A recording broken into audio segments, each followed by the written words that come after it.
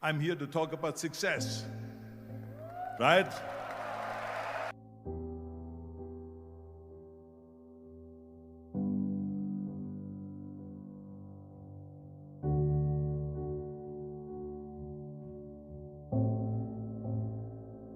The first rule of success is to have a vision.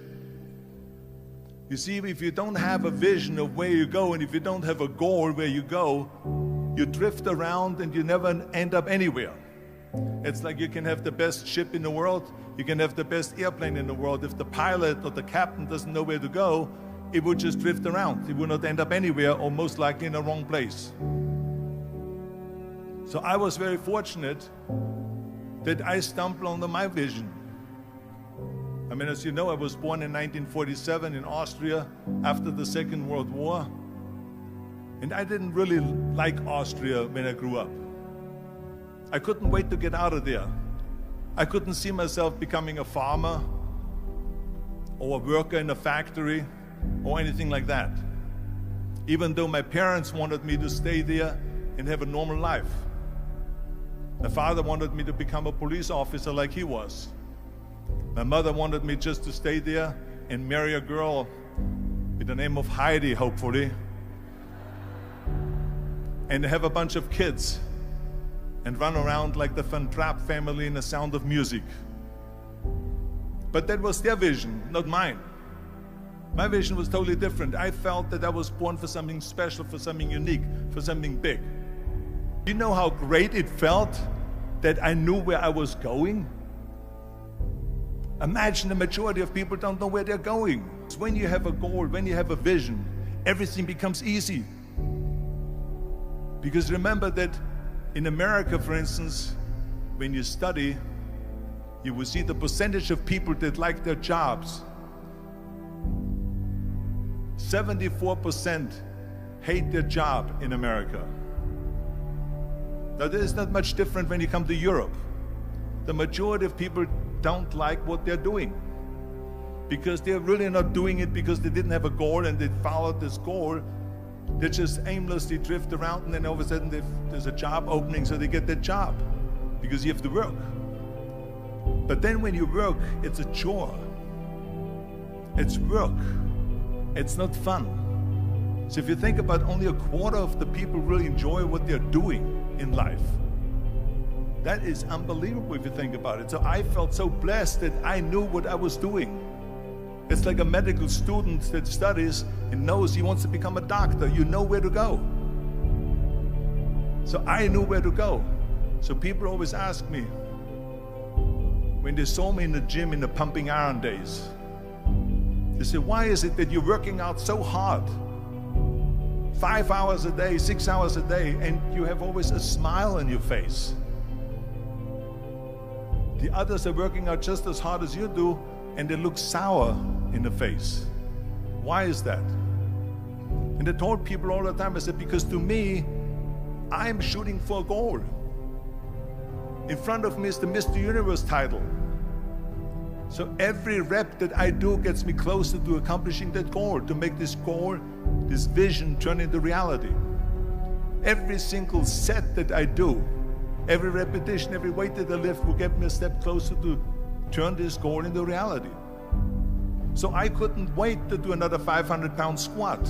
I couldn't wait to do another 500-pound bench press. I couldn't wait to do another 2,000 reps of sit-ups. I couldn't wait for the next exercise, for the next half hour of posing and all the kind of things that you have to do to be a champion. And with the age of 20, I went to London and I won the Mr. Universe contest as the youngest Mr. Universe ever. And it was because I had a goal. So let me tell you something, visualizing your goal and going after it makes it fun. You got to have a purpose no matter what you do in life. You got to have a purpose. So that's rule number one, have a vision. Rule number two is, don't listen to the naysayers. Don't listen to the naysayers.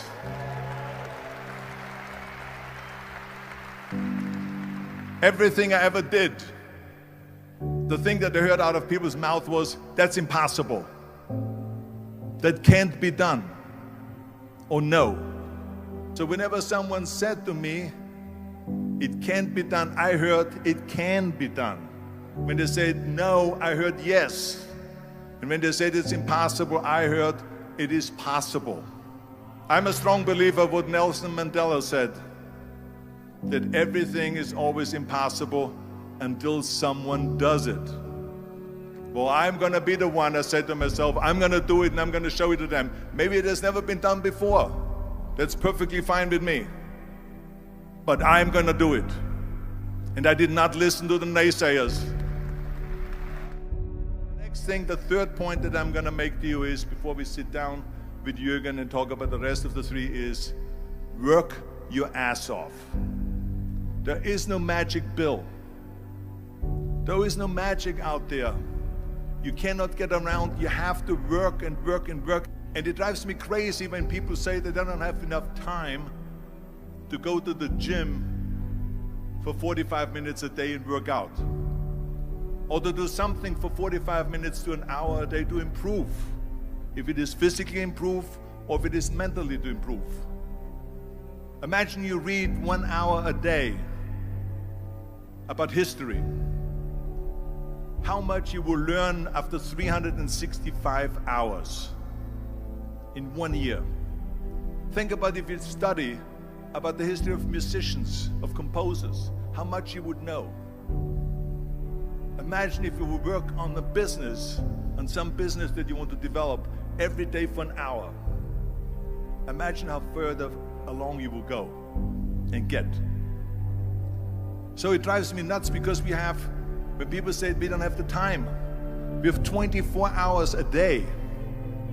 We sleep 6 hours a day, so that gives you still 18 hours. And there's someone shaking their head out here in front. They say probably, I don't sleep 6 hours, I sleep 8 hours, right? Or just sleep faster.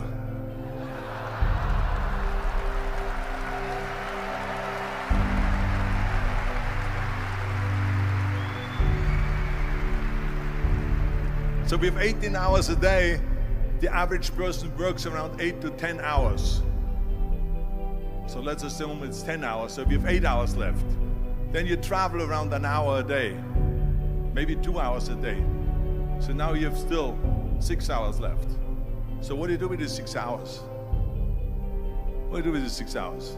Then we eat a little bit, then we schmooze a little bit, talk a little bit to people and all that stuff. But you can see how much time there is available if you organize your day. So you got to work hard. I mean, let me tell you something. When I went to America, I went to college. I went and worked out 5 hours a day. And I was working on construction. Because in those days in bodybuilding, there was no money. I didn't have the money for food supplements or anything. So I had to go to work. So I worked on construction. I went to college. I worked out in the gym, and at night from 8 o'clock at night to 12 midnight, I went to acting class 4 times a week. So I did all of that. There was not one single minute that I wasted. I became very friendly with Muhammad Ali in the 70s. And Muhammad Ali worked his butt off. And I saw it firsthand. And I remember that there was a sports writer that was there in the gym when he was working out and he was doing sit-ups. And they asked him, how many sit-ups do you do? And he said, I don't start counting until it hurts. Now think about that. He doesn't start counting his sit-ups until he feels pain. That's when he starts counting. That is working hard. And so you can't get around the hard work. It doesn't matter who it is. As a matter of fact, I believe what Ted Turner said, work like hell and advertise.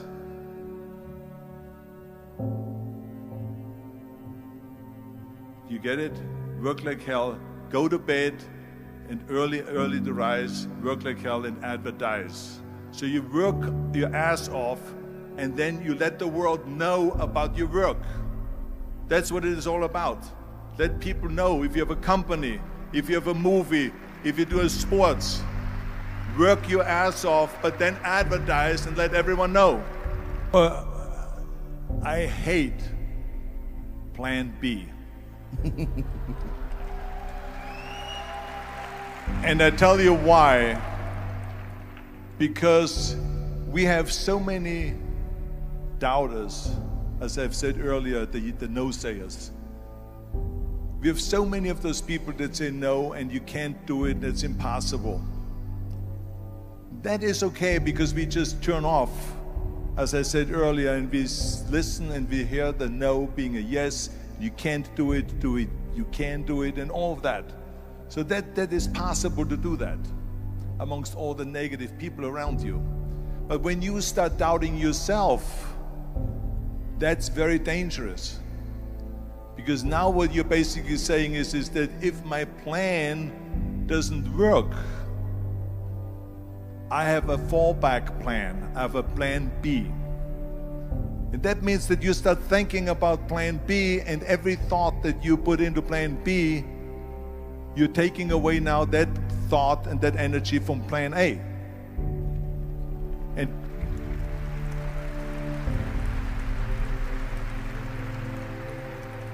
And it's very important to understand that we function better if there is no safety net, because plan B becomes a safety net. It says that if I fail, then I fall and I get picked up and I have something else there that will protect me.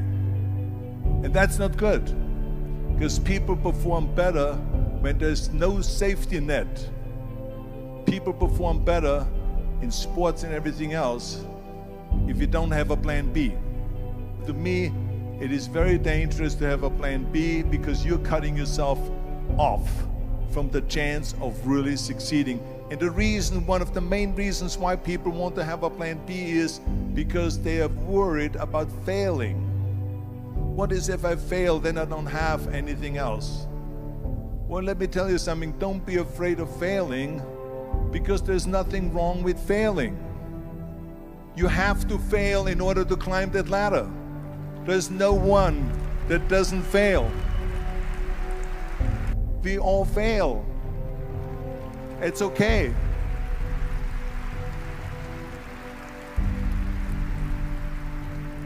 What is not okay is that when you fail, you stay down. Whoever stays down is a loser. And winners will fail and get up, fail and get up, fail and get up. You always get up. That is a winner. That is a winner.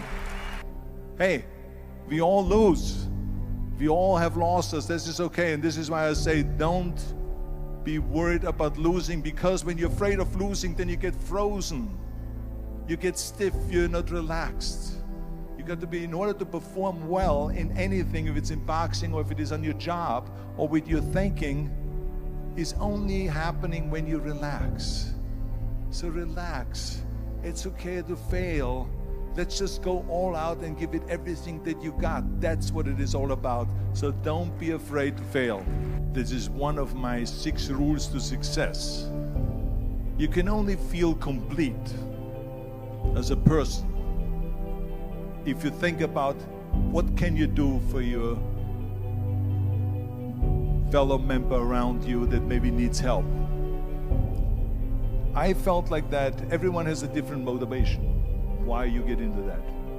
I was an immigrant going to America, and I saw how America was the most generous country in the world. I mean, they opened up their arms to me, they helped me, they invited me for Thanksgiving dinner. The people, they brought me, the bodybuilders in the gym brought me plates to my apartment because I had no plates, I had no silverware, I had no bedware, I had no pillows, I had no blanket, I had no TV, I had no radio, I had nothing.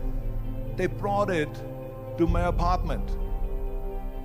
They helped me. And I saw that firsthand, this generosity in America. And I said to myself, as an immigrant that is being embraced with open arms, that I need to go and make sure that I give something back.